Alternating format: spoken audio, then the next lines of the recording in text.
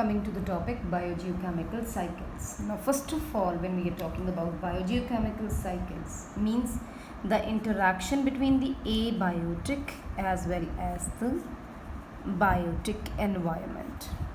Okay, this interaction between the components of abiotic and the biotic of biosphere, they interact in what manner?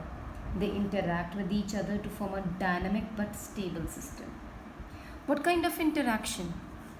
The interaction of matter, the interaction of transfer of energy. Why this is being transferred? Because these nutrients which are derived from the earth by the living organisms for their growth, metabolism, we call them biogeochemicals, and these are exchanged with the abiotic environment, and then again the abiotic environment transfers it back to the biotic environment. This exchange of nutrients between the biotic and the abiotic environment constitute the biogeochemical cycle. Okay, that means the chemicals which circulate through life and through earth again and again. The chemicals that circulate through life and earth. Life means bio, earth means geo. Again and again means cycle. Okay, that's why we call them biogeochemical cycle. What is being transferred? Chemicals. Therefore, biogeochemical cycle. Right?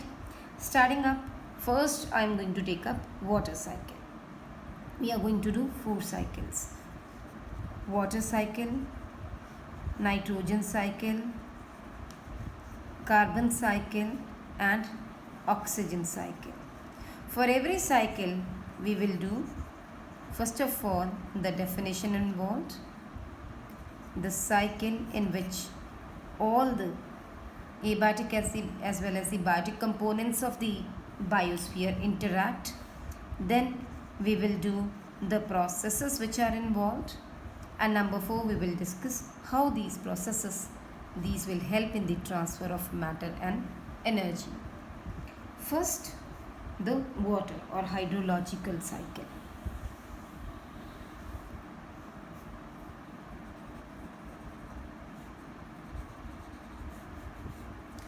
Water cycle बहुत basic है, सब बच्चों ने हमेशा से किया हुआ है, even from class 8. So basic layout diagram will remain the same. I'm just going to add up whatever you should know.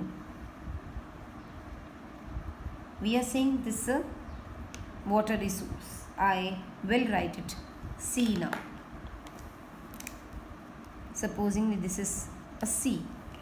ठीक है, सी के बाद हम हल्की सी क्या फ्लो कराते हैं? रिवर. चलो यहाँ एक रिवर भी है. Let's write river. Then this is the entire land area and it has trees onto it. Clear? Along with trees, we can say yes, there are animals too in between. Now I'm not going to draw animals, and even you are not going to draw animals in paper. Over there you are only going to write trees and animals. Then we have certain, we can show that there are mountain ranges also, but there is a pond. Okay, हमें तो resources दिखाने हैं, sources दिखाने हैं, हम दिखा सकते हैं. So there are mountains as well. Let's show mountains this side. Okay, let's write mountains,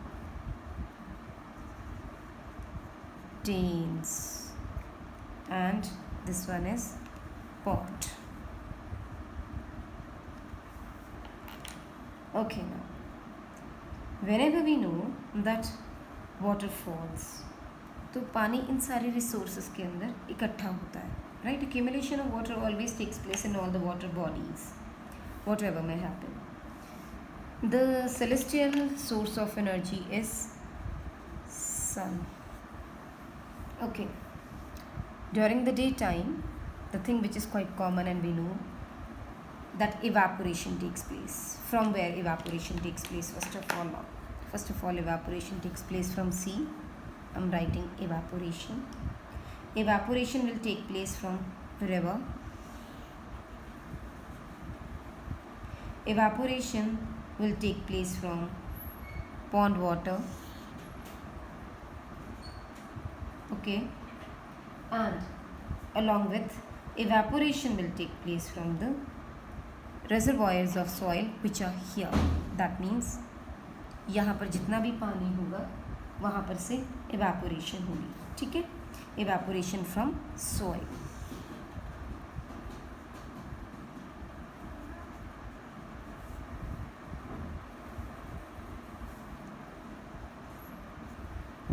Evaporation from soil. Another source is transpiration will also take place. Now from where transpiration take place? Transpiration will take place from trees. This process is known as transpiration. That is going to take place from trees. And then we say respiration, that will take place from animals.